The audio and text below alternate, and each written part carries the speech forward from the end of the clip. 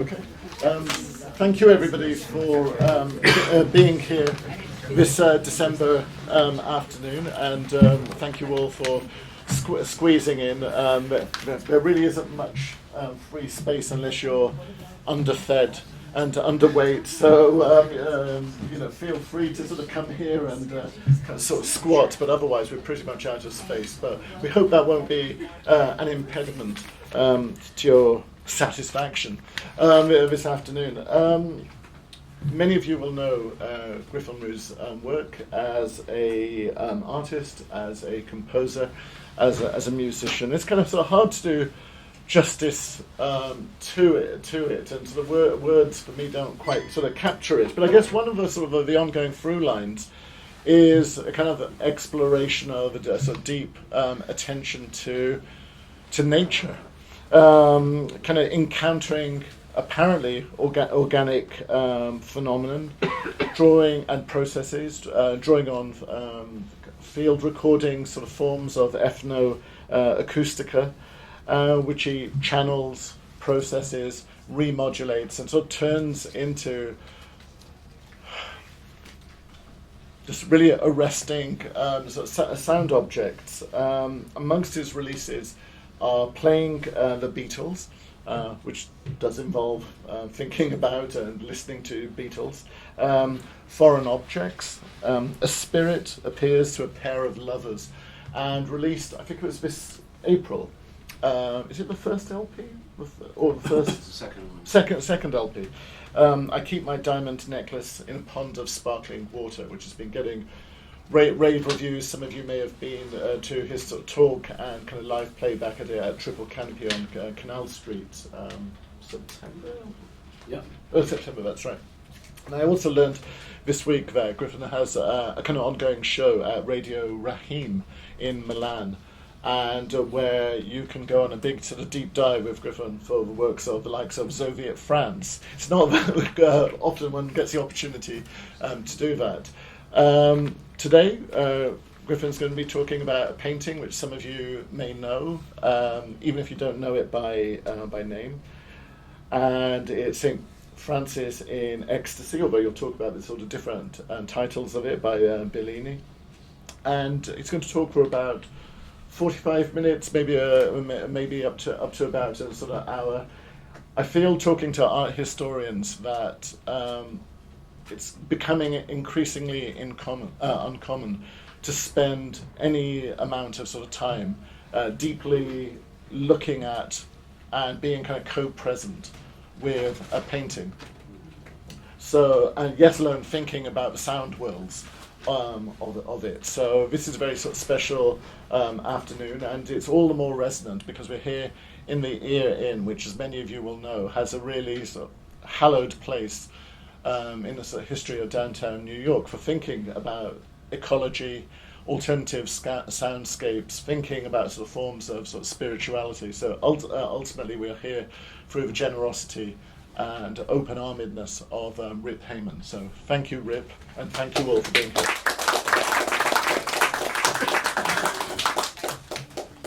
I might try and talk through this just because I can't seem to get rid of this cough for the last month, so I'm going to try and not strain my voice too much. Thank you for coming, everyone. Thank you so much, Sukhdev, for having me as part of the Colloquium for Unpopular Culture.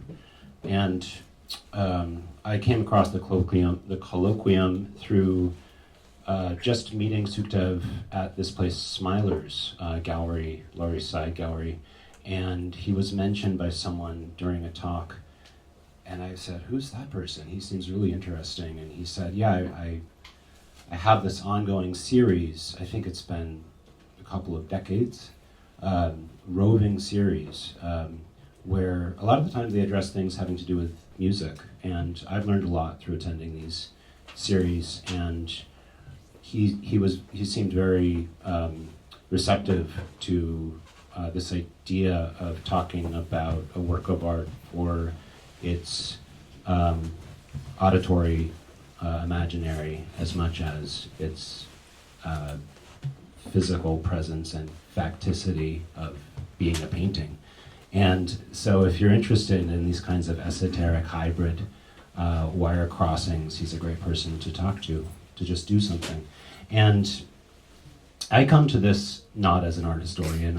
I came to the Frick Madison in 2021 when this painting was installed in its own room. And you could have that experience wearing a mask, looking at the painting.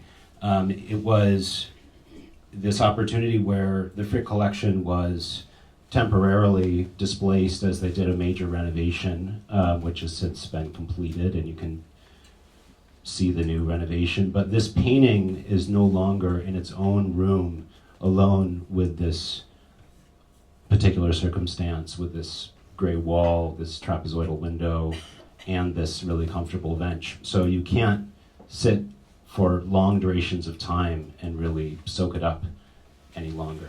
And when you see this painting, it's in this situation at this point, with this porcelain artichoke plant, I think it is, underneath it. And a lot of the experiences I've had visiting this painting recently has been people doing this, going over to the painting, oh my God, look at that plant.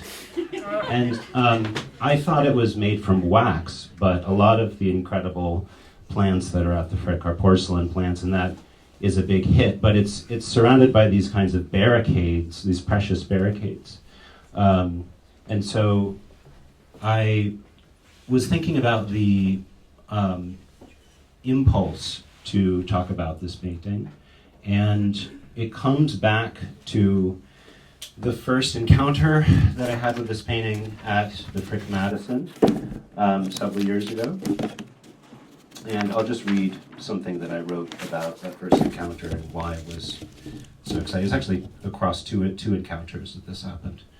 And I'm sorry, I'm rushing a little bit, but the overview of this entire talk is going to be about this painting's formal qualities, some technical information about it, through independent research, as well as getting into some of the other overriding questions of the metaphysical aspect of vibration and sound, and some subjective as well as objective connections that I've tried to draw to sound and music in the painting. But it's going to be more or less both about the painting, its subject matter, its mystery, as has been in the public dialogue that art historians have been debating about for a very long time, as well as these other questions having to do with sound. So I became interested in this painting during this visit, as I mentioned, and the conditions were for very long looking, and the security team was stretched thin at the Frick Madison, and so it was possible to look very closely for long durations of time, and they seemed tolerant of people intently approaching these paintings. There weren't so many floor barriers. There were some, but not always floor barriers marking the limit of your body to the painting. And let's see, it was given a room to itself. I already said that. So the first visit that I had, the first thing I became aware of was this kind of swirling formal thing going on with the stones in the painting. And I tried to capture just mentally the rhyming, which I suppose is a term you come across in painting a lot, of when forms are rhyming within an overall painting, and you can kind of cut and paste mentally a form onto another form, and see how there's a power that's been created through finding a formal duplication or mimetic thing going on between the forms. So I just noticed in the stones and his body there was something suggested, what's going on. And I stood there long enough to realize it was not going to be possible to adequately capture all of the rhymes happening in the painting between the foreground, the middle ground, the distance. But they're certainly there, and I found them fascinating to look at.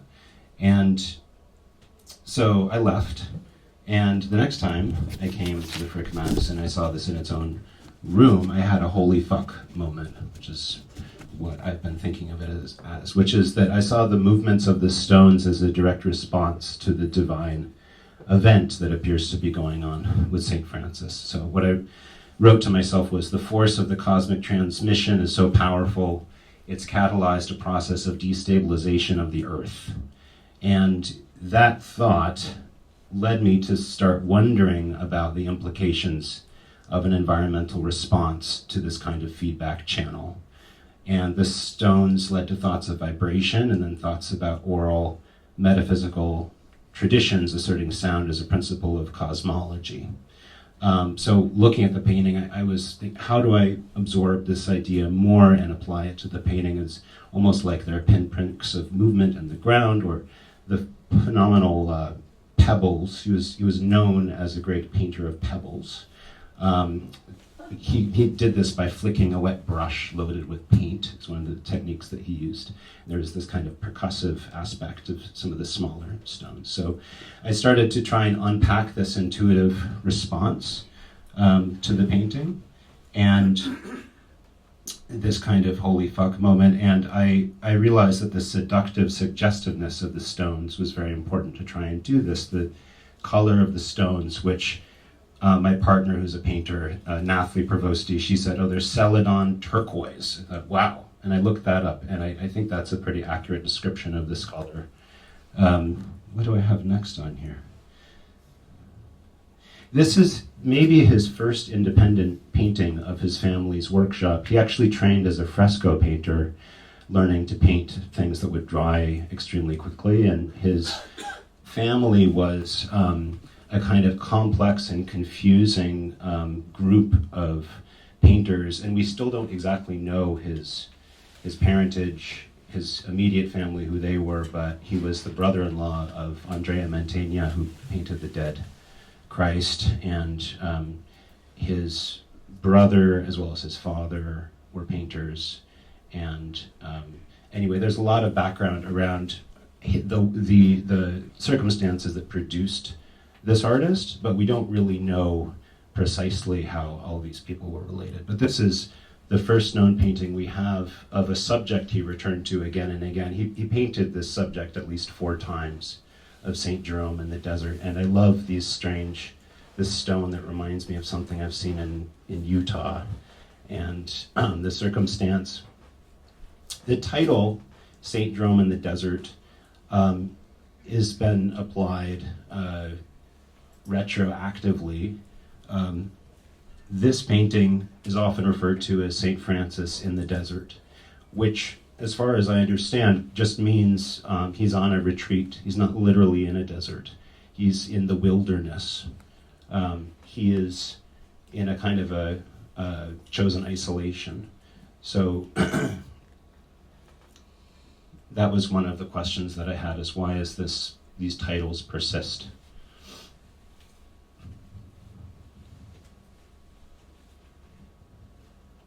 Yeah, this is a painting by his brother-in-law, the very famous Mantegna, that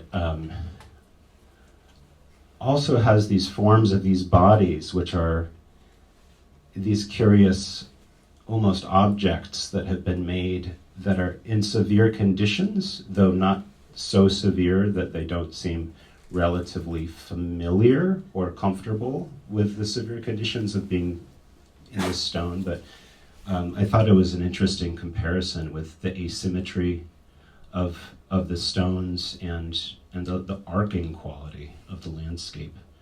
You can sort of see that they're almost wings of one is crossing in one direction and one is crossing the other direction. This is a work that St. Francis would have been familiar with prior to painting this painting, which we also don't know when it was painted, but it's speculated around 1480. So this comes sometime before that. And this is also in the Frick. This is in the newly opened upstairs area. This is one of my favorite paintings in that museum. Also, this is the Sienese landscape. I haven't been to Siena. Has anyone been to Siena here? Raise your hand. So some people, someone has told me it sort of looks like this. Is that accurate to you? Yeah. So yes, yeah. So the water, I thought, was an interesting correspondence as well. If you think about the ambiguity of these stones, and think about the suggestiveness of how these stones are pouring themselves with hardness, but also with a kind of liquefaction. I like to compare this with this strange, creamy, yet solid experience of looking at this painting and the little kind of moat around the toy city.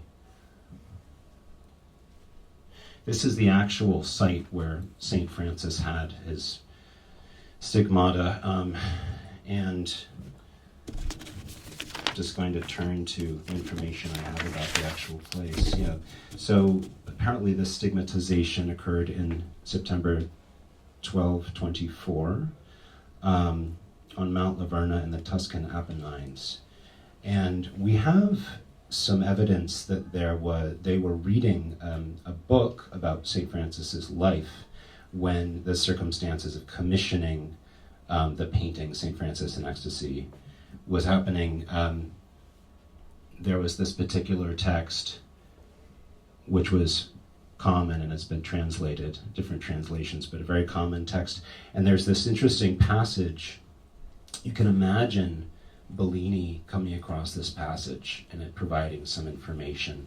And if one were to speculate on those stones, which by the way were not part of his initial design for the painting, which was an underbrush.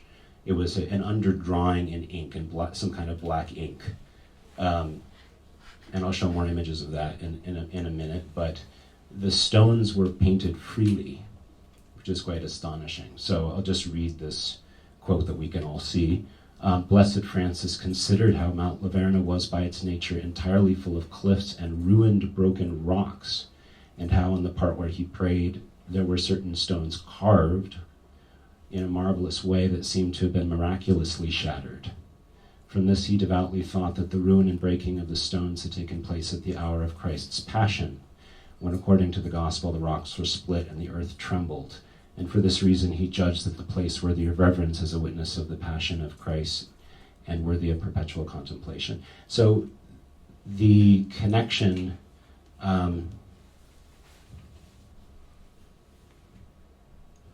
to coming up with this astonishing concatenation of combinatory forms is, I find it interesting.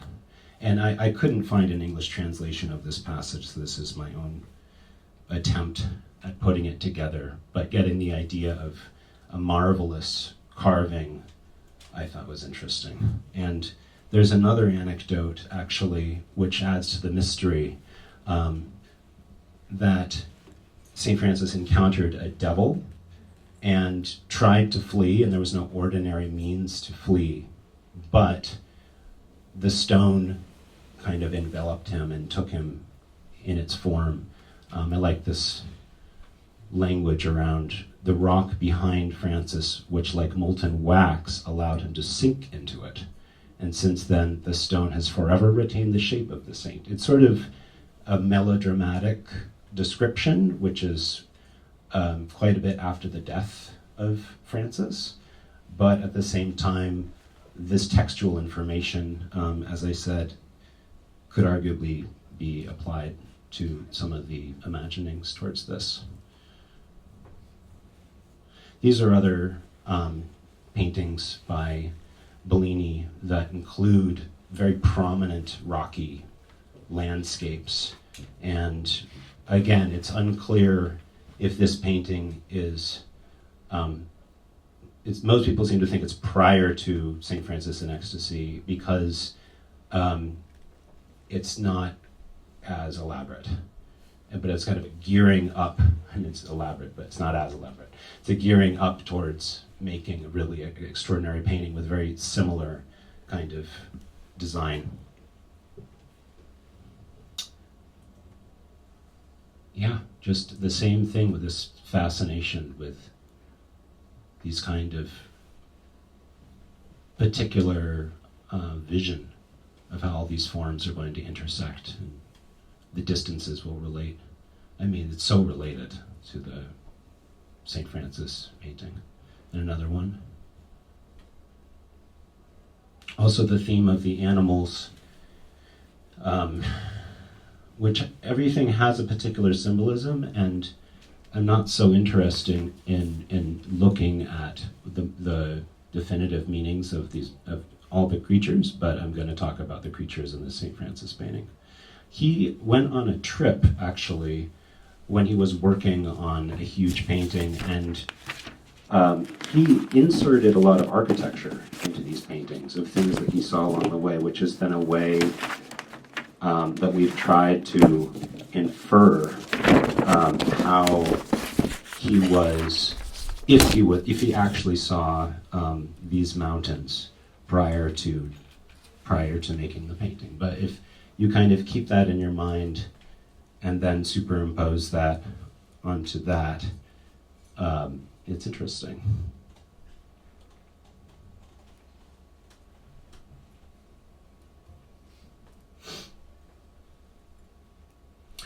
And I was kind of harping on this moment when I was very excited about the suggestiveness of the stones, and I thought, well, that is a thing, isn't it? There are traditions where form is considered to be a kind of a effect of vibration, and I just pulled these quotes because there are instances where you can find the metaphysical discourse, metaphysical tradition, trying to reckon with something which is gross matter and all the things about stone that are typical of stone, that it's sort of a longer durational time, it has all these other connotations, but what if at the same time it's swimming almost in a quantum physical way?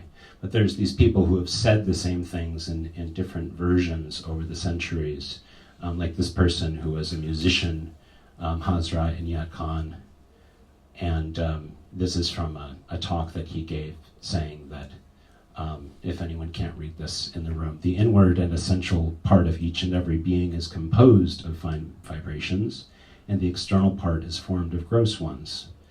And someone who's still living, who's a scholar, Madhu Khanna, form in its essence is sound condensed as matter. So this was a kind of I was just looking for something which is out in the world beyond my own intuitive thinking and wondering about the painting, standing in front of the painting and looking for something in the world that would make it draw a connection. And this strange, I'll put composer in quotes because he was a self-taught composer, is another bridge, an Italian who was exploring the physical aspect of sound and how if you honestly play this music loud enough, it would probably break something. Like it's so powerful and terrifying. They used it in Shutter Island, the movie with DiCaprio, but he's a very, still remains a fairly obscure figure in music. But in a book, which I had to translate this passage, so there may be slight inaccuracies, but he said, again, this was part of the oral tradition. Sound is spherical, which already I'm like, please tell me more, but that's all he had to say about that. But by listening to it, we may think it possesses only two dimensions, pitch and duration. A third dimension, depth, in some way escapes us, although we know of its existence.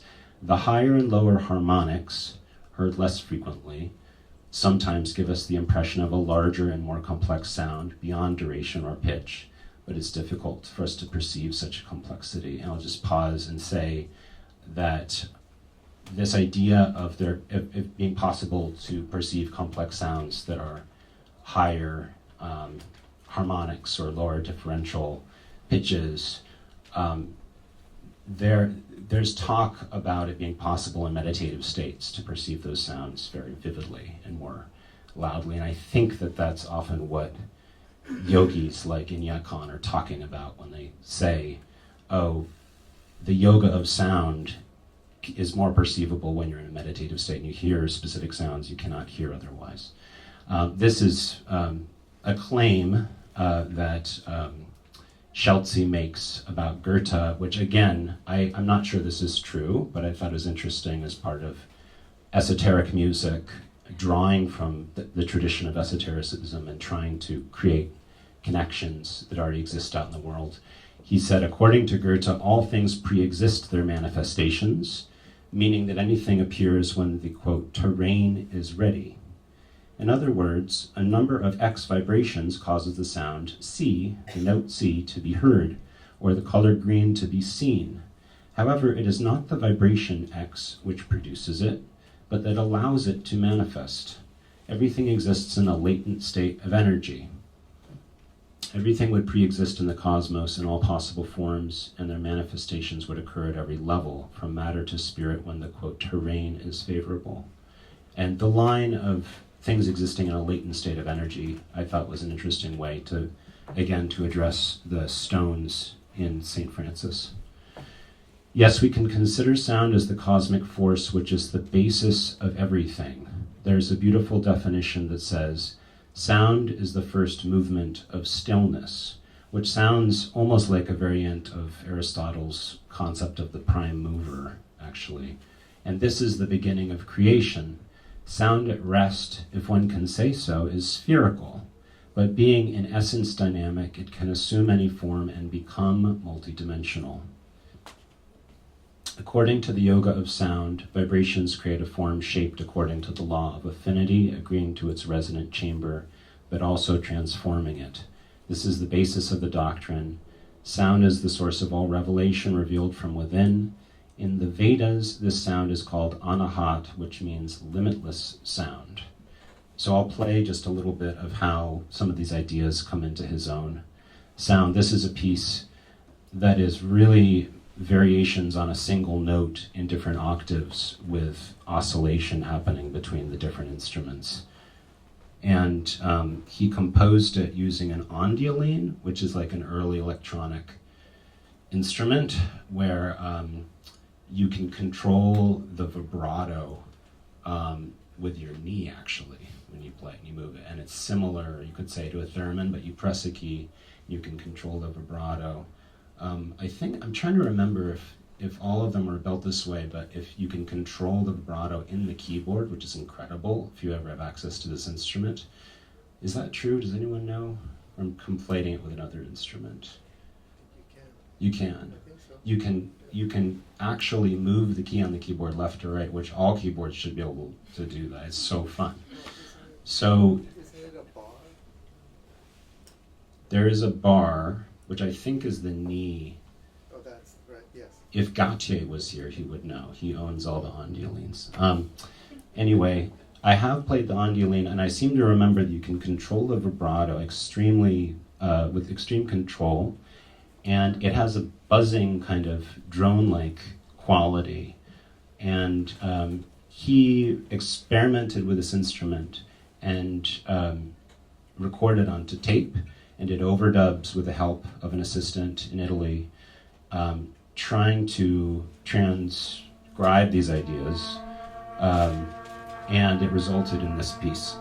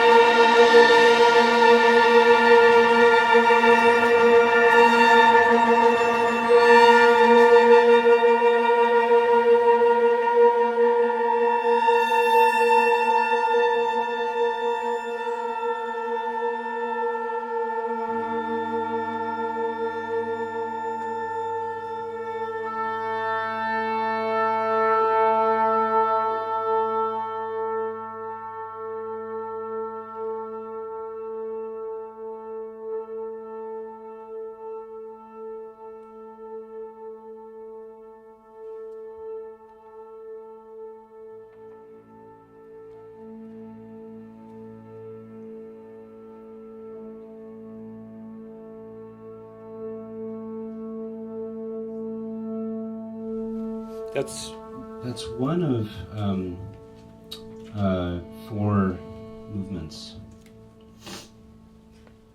Yeah, just to flesh this out a little bit, these are, Schultze mentioned limitless sound as being this thing on a hot. These words do blur into one another a little bit, but you can see that Sabda essentially conveys the principle that there is actually a sequential order in this tradition, in these traditions, Vedic cosmology and Kashmir Shaivism, which is surrounding Shiva. The sequentiality beginning with some kind of primordial force, which is alternately called ether or akasha, the void, divine blueprint, preceding the elements. And I like this idea of an unstruck sound, being the vibratory primordial sound of creation, requiring no friction to be produced. And the last term, sphotum, seems to apply specifically to speech and to linguistic conveyance of meaning in a kind of a burst moment where you understand comprehension as a whole, rather than meaning being a kind of accumulation of phonemes as little parts that make up a whole. And this is, I just had to put this connection in here because I'm a big Edgar Varese fan, and I love this photo of him and Antonin Artaud from 1933. And Varese said a lot of beautiful things about sound and his music corresponding to things in nature. And so I wanted to pull this quote about crystals, which I felt applied to some of these questions of structural analogs. So he said that in traditional music, there's a fallacy in the thinking that form is actually the result of the working process itself. Each work discovers its own form. And I'll just skip to the middle of this quote because I think you can read it. I can't read it well. I'll read it, okay. Misunderstanding has come from thinking of form as a point of departure, a pattern to be followed, a mold to be filled. Form is the result of a process. Each work discovers its own form. If you want to fill a rigid box of a definite shape, you must have something to put into that, the same shape and size, or that is elastic or soft enough to be made to fit in. But if you try to force into it something of a different shape and harder substance, even if its volume and size are the same, it will break the box. I was struck by what seemed to me an analogy between the formation of my compositions and the phenomenon of crystallization. And this is a definition from a colleague at Columbia. Crystal form itself is a resultant, the very word Varese used in reference to musical form, rather than a primary attribute. Crystal form is the consequence of the interaction of attractive and repulsive forces and the ordered packing of the atom. And attractive and repulsive forces is a phrase that Varese uses again and again to describe what he's trying to do in sound. There is an idea, the basis of an internal structure, expanded and split into different shapes or groups of sound, constantly changing in shape, directions and speed, attracted and repulsed by various forces. The form of the work is the consequence of the interaction. Possible musical forms are as limitless as the exterior forms of crystals. When new instruments will allow me to write music as I conceive it, taking the place of the linear counterpoint, the movement of sound masses, of shifting planes will be clearly perceived. When these sound masses collide and phenomena of penetration or repulsion will seem to occur.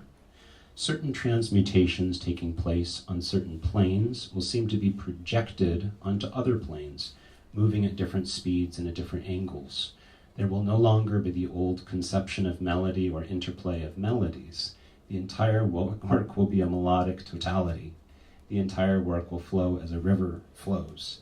This is someone who was really close to visual artists. He was he didn't feel that he was understood by fellow composers so much as people like Pacabia, Miro, Duchamp, Joseph Stella, and he found friends and colleagues in the composers, really, and he's a whole can of worms. But I love that we don't get a chance to see his visual art very often. Varese, in the world of experimental music, is a very big figure. He predates electronic music, but he talked about what is essentially electronic music. And later on in his life, he, well, I don't know, probably all along, but we have some photographs in private collections of some paintings and drawings he was making, thinking about some of these ideas of sound basically being light and reflectivity. So I just had to show these images. And the technical questions surrounding this painting, I wanted to address how only about a decade ago was there an analysis done of X-rays of the entire painting, and then there was all these discoveries that happened. And this, side by side, one of the major things that you can see is the curve around his neck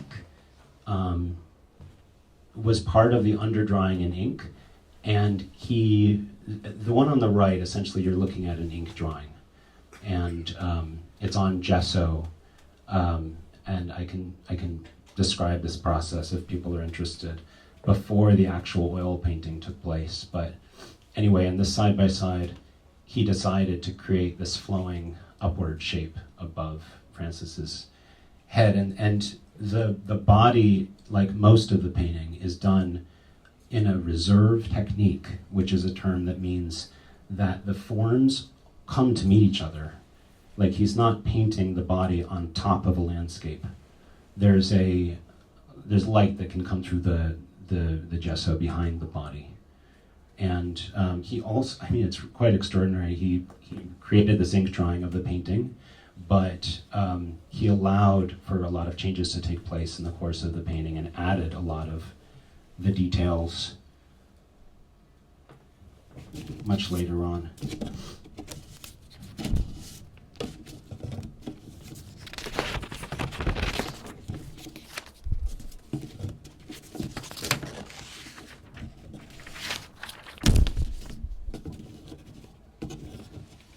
Yeah, so this, what I wanted to say about Receiving is that his gesture and his expression conveys something quite profound. And I mean, it's just interesting to think about how you might describe this expression, but I use this metaphor of how do we amplify the carrier wave of divine exaltation. And I thought it is a kind of an expression of somehow exaltation, but at the same time, there's nothing erotic, in my opinion. Or maybe there is, actually. His head is huge now, it looks different. But anyway, no, I thought there is something in person looking at his tiny head, where his connection, this is the underdrawing of that. So yeah, you can see how fleshed out it was initially in the underdrawing, but to me, it's almost like there is language or something that has been forced into his mouth, and the circuit between the divine force in the distance seems to be coursing through him. And I don't know, I just think it's extraordinary. And this is potentially something he was also thinking about looking at. A sculpture, a bronze sculpture that predates. But notice, the crucifix, and this painting does have a crucifix, but there is there are not the typical signs of a stigmata. And I'm going to kind of go through that blow by blow and show you exactly what I mean. Yeah, it's also interesting to compare this to a really erotic, ecstatic expression by Bellini.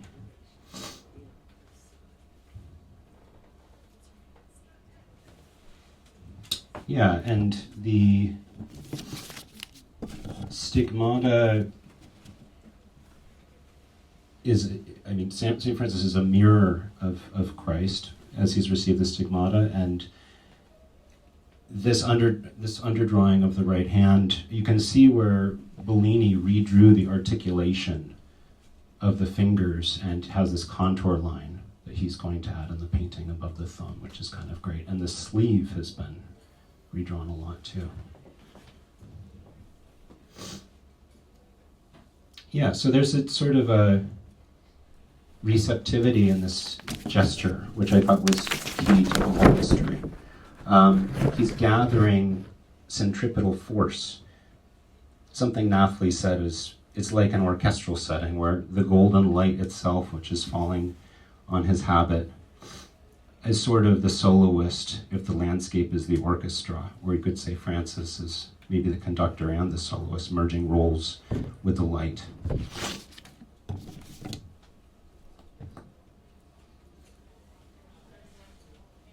This is something that he shifted around a lot at this object, which you can see on the right, which is his table.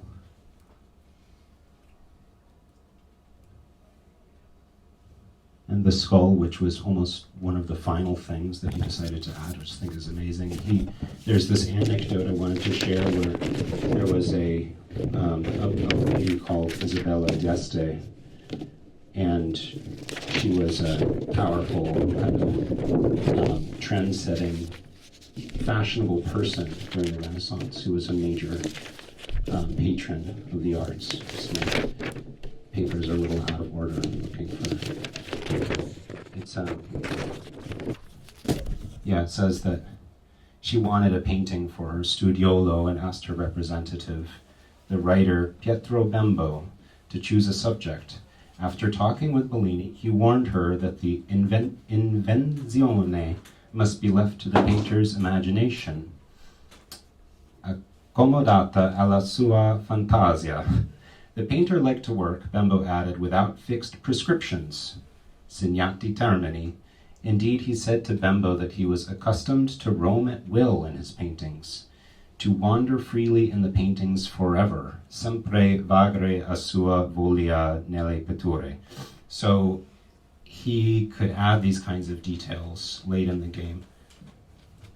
And the downplaying of the stigmata in this painting, part of its ambiguity in the setting, if you wanted to create a narrative, he's meditating on the cross and the crown of thorns and the skull, and then he's wandering out shoeless like Moses to greet the divine light. It sort of has this implication, perhaps, but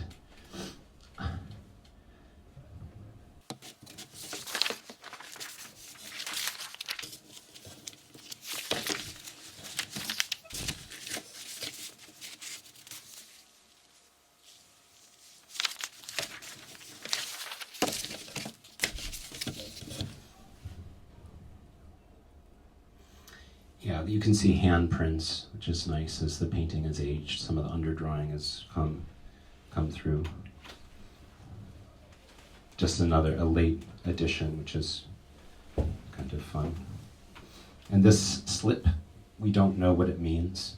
It's a paper slip that does not have text on it. And there is a story that Francis wrote for brother Leo, who's having some personal problems of some kind. Leo is not in the painting, but he's in many other representations of St. Francis receiving the stigmata, as a companion. So it remains a mystery what this piece of paper is doing there, tucked under his belt. Another theory is, as the author of this poem, the Canticle of the Creatures, perhaps it's the poem. Maybe he's I doubt this, but maybe he's composing the poem standing there in the light, and it's something that he's receiving as a transmission that he's going to write down on the piece of paper. Some prominent people have said this can't be Receiving the Stigmata because there are only 3 points of blood. There's the point on his right hand, his left hand, on his foot, which is no longer visible to the naked eye. There's no lance-like wound in his abdomen. There is no blazing cross. There's no seraphim. So it's missing all of the typical telltale signs of the stigmata, which is one of the reasons to believe this was not painted for a church in a public place, but maybe for a very sophisticated patron. And again, we think we know who that person is, and apparently they loved humanist philosophy, and they would have been delighted to debate with their friends over all of the different symbols and parts of the allegory of Francis's life in this painting. You can see how there's even a shadow over the mark of the crucifixion, like really downplaying. I showed this to my father, and he was like, Bellini didn't paint that. Someone else came in with watercolor and tap, This is the underdrawing. I love his work with trying to figure out, like, look at the thumb.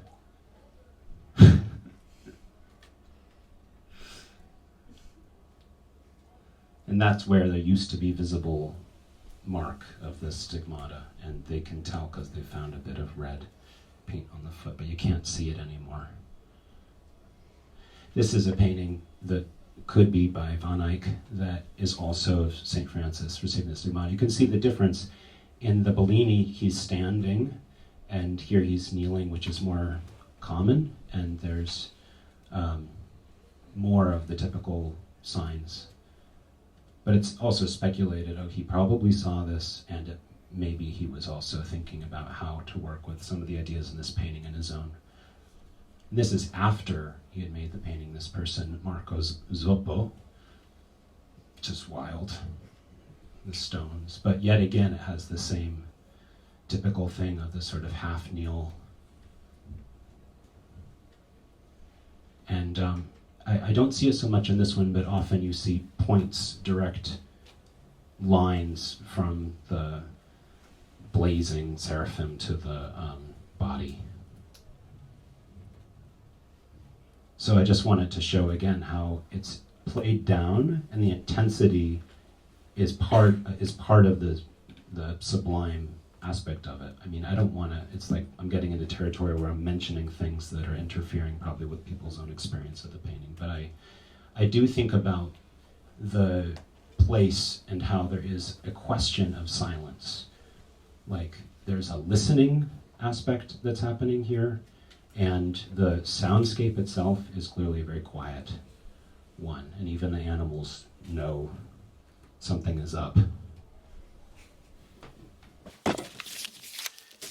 This is definitely related symbolically to Francis, who probably rode a donkey up Mount Laverna, but he also referred to his own body as frater asinus, which means brother ass.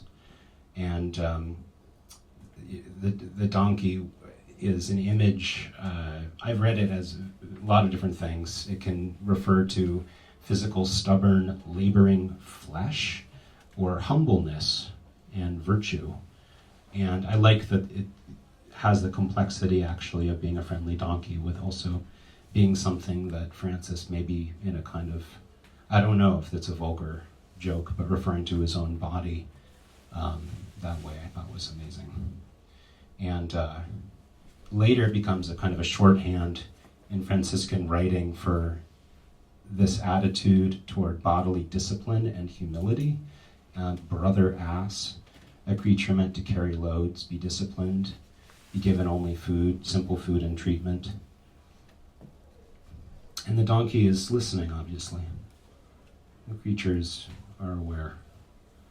So this is a big shift, and this is because I want to take a slight detour back to sound And this quote from Helmholtz, who wrote this extraordinary, very technical, descriptive book on the sensations of tone, has this moment, which I came across through my friend Sean Meehan, where Helmholtz is asking you to imagine a situation that is visual with some, also has sonic aspects of it, but it creates what he describes as, I'll read the whole thing. We have to imagine a perfectly similar spectacle proceeding in the interior of a ballroom. For instance, here we have a number of musical instruments in action, speaking men and women, rustling garments, gliding feet, clinking glasses, and so on. In short, tumbled entanglement of the most different kinds of motion, complicated beyond conception.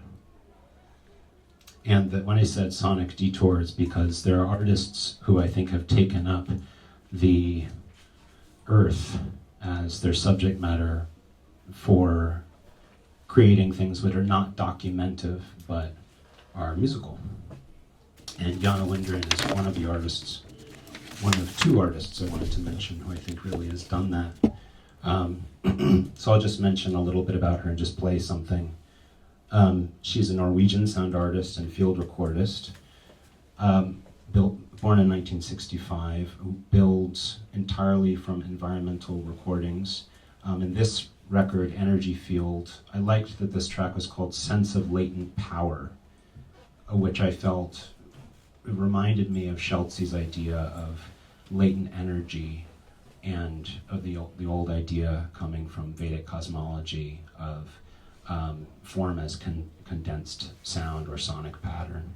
So she creates glacial sound worlds through recording, layering, spatial montage of natural phenomena like ice, weather, and underwater life. On this particular record, it's a lot of underwater life. So it's material from trips to the Barents Sea, north of Norway and Russia, Greenland, including glacier crevices and open icy landscapes, and coastal fjord regions of Norway.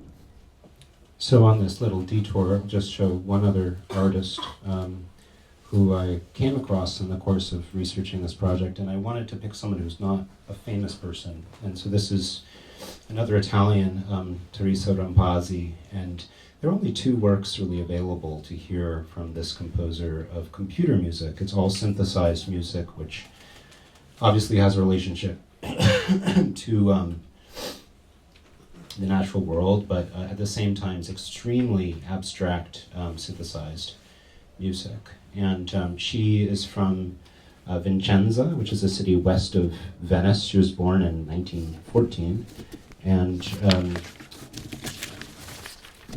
she kind of came to computer music through a long route of meeting John Cage in Padua, actually, and doing a concert with him with prepared piano music. But then she ditched the prepared piano, and she and some friends founded this studio and gave free courses in electronic music, at one point from her own home.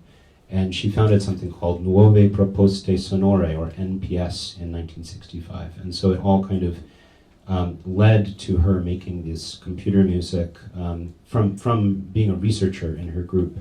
She was studying, because at the time resources were very limited for electronic music. They were studying, quote, electronic means enabling us to centralize the particle of sound, the waveform. Before making music, we have to study the physical, acoustical, and psychological effects of this medium, the mathematical laws underlying every sound process. And so she spent months working on this particular piece, the one that's available at Manoke, researching ways to manipulate harmonic spectra and timbre through precise control of electronic parameters. So I read it as a kind of arresting of time at the micro level. And I like the relationship you'll hear to bells, which have these weird chiming events that are like little galaxies of spectral transforming.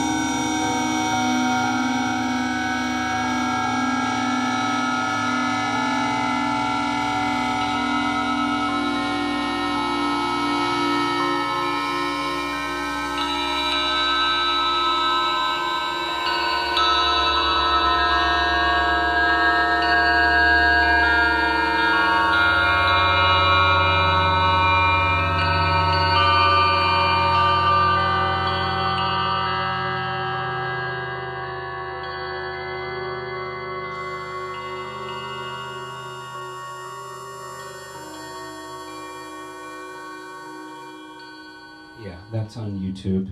But I wanted to bring it back to the abstract sound in this painting and the literal suggestions of sound.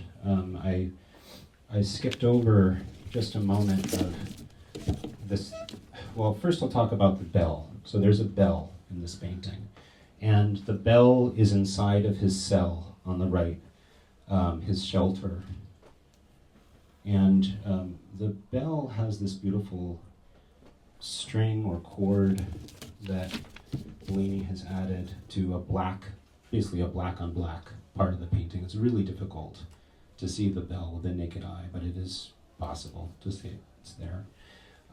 So perhaps it's suggesting the presence of a religious community nearby.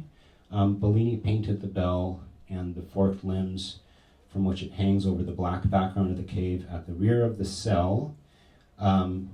The treatment differs from most other structural elements of the shelter, which were left in reserve, which, remember, means a painting which comes right up to the edge. It's not paint on top of paint. And so the bell was painted directly on the panel preparation. After appending the bell and its supporting branches to the design, the artist drew attention to this beautiful passage of dark on dark with a filament of white string or rope knotted for tugging. And thinking about the presence of the bell, which I also love that it's left in reserve, like he had planned this bell, but he hadn't planned the skull, and he hadn't planned the little horny rabbit poking its head out of the stones and other things in the painting, but the bell was planned. I was thinking about how bells are complex. They have meanings in different places for different purposes, but you could kind of divide them into two categories. And what is the bell doing in the Bellini painting? Well, maybe it's to call attention to the religious community, but they often act as either gathering or scattering forces. And maybe he's calling a religious community, he's gathering them together for mealtime or something, but he could also be scattering away some evil energies, some bad energies with this bell. So this is from the classic book, The Soundscape, The Tuning of the World by R. Murray Schafer, and I love this list of explaining in different cultures some of the centripetal or centrifugal uses of the bells. I'll just read a few because I know some people have trouble reading this. So it says on the left, the place or the tribe, the type of bell or gong, the purpose and the function. So in Rome, bronze gongs are used with centrifugal motion to drive away ghosts, drive them away. Whereas in the Tonga and Fiji Islands, bells are used to summon worshippers with centripetal motion. And I'll just read this from 1286, an incredible quote from the Bishop of Mende, Durandus. The bell denotes the preacher's mouth, according to the words of St. Paul. I am become as sounding brass or tinkling cymbal. The hardness of the metal signifies the fortitude of the preacher's mind, according to the passage, I have given thee a forehead more hard than their forehead. The clapper of iron, which by striking on both sides taketh the sound, doth denote the tongue of the preacher, the which with the adornment of learning doth cause both testaments to resound. The striking of the bell denoteth the preacher ought first of all to strike at the vices in himself for correction, and then advance to blame those of others. The first part sounds like St. Francis, the second does not so much. The link by which the clapper is joined or bound to the bell is meditation. The hand that ties the clapper denotes the moderation of the tongue. The wood of the frame upon which the bell hangeth doth signify the wood of our Lord's cross. The iron that ties it to the wood denotes the charity of the preacher, who being inseparably connected with the cross exclaims, "Far be it from me to glory except in the cross of the Lord." The pegs by which the wooden frame is joined together are the oracles of the prophets. The hammer affixed to the frame by which the bell is struck signifieth the right mind of the preacher, by which he himself, holding fast to the divine commands, doth by frequent striking inculcate the same to the ears of the faithful. And I'm going to end at the beginning by mentioning that I, in some ways, never have answered my own question of the event coming from the upper left-hand corner outside of the painting that Francis is responding to. And is this creating a destabilization of the earth? How do we read something which I believe is intentionally ambiguous? And that holy fuck moment that I had thinking about the vibratory quality of the stone, the ambiguous celadon turquoise color of the stone. When I tried to unpack some of these things, I came up with this concept of a metaform, which I don't know if that's a phrase that's really been applied to looking at paintings, but if you think of the kind of fluid dynamics of their transformations at the pouring of the, quote, water into a stream or a basin, the rocks, needless to say, correspond to the water, where in Venice you can't go to the grocery store without seeing the water. But the churning gyre of the stones kind of begin, one might speculate as Francis, having gone through his meditation of these objects, steps out and greets this divine force. And